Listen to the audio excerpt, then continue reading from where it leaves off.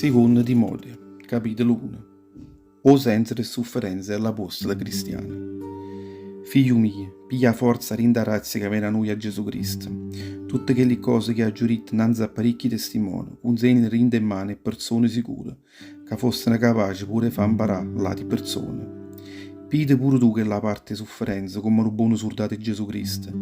Quando uno fu soldato, non perde tempo per tutti i problemi della vita. Si piglia cura solo i piaceri a chi lo comanda. Pure in competizione, un atleta può ottenere un premio solo se si mette in pratica le regole. E un personaggio che fatica a terra, con suo ramo ad essere il primo a si mangiare i frutti. Circa capì che è la catarica. Certamente il Signore ti darà il riviello per capire tutte queste cose. Non ti scorda mai Gesù Cristo che ti ha giù recata.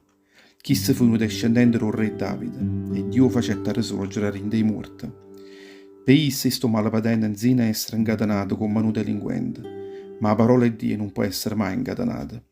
E proprio perché si supporta ogni tormento a profitto di tutte quelle che Dio si scivita, perché pure loro arrivassero a ottenere che la salvezza che viene a Gesù Cristo, a rolia eterna. Queste parole sono certe. Se noi morimmo con essa, camperemo pure insieme con essa. Se malapatimmo insieme con essa, regneremo pure insieme con essa. Se noi l'agniamo, pure essa agnerà a noi. E pure se noi ci comportassimo malamente con essa, e non tenessimo fede in essa resta sempre buono con noi, perché non potrà mai contraddire a essa stessa. O pericolo eretici. Fatene sempre a mente tutte queste cose, scongiurandole innanzi a Dio, che non faceste chiacchiere vaganti, goppe e parole, perché tutte queste chiacchiere non servono a niente e portano rinda alla ruina, a tutti quelli che sentono. Tu sforzi di essere sempre digno e lode innanzi a Dio, come un faticatore, che non si piglia scuotere la fatica sua, come un predicatore onesto, che non si piglia mai scuotere la parola e verità.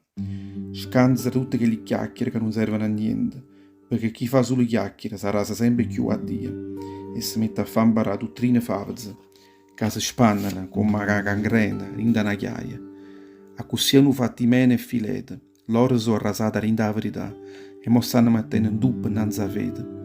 E là ti facendo imparare che la risurrezione nostra è già avvenuta, con tutte quelle parametri che sono state vottate a Dio, sono assai stabili. Dopo a quelle parametri ci stanno scolpite queste parole. O Signore conosce tutte quelle che appartengono a essa.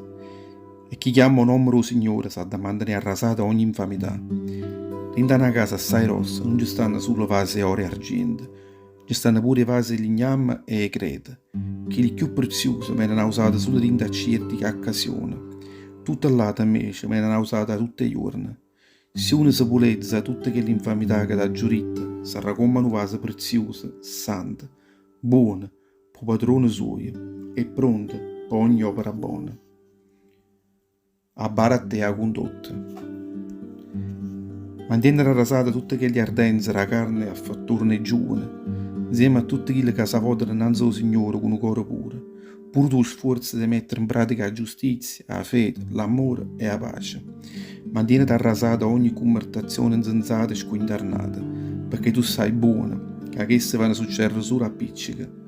Invece uno che fatica per il Signore non si appiccica mai, ad essere crianzato con tutta la gente, capace di lezionare chi ne pazienza pure di intensurde.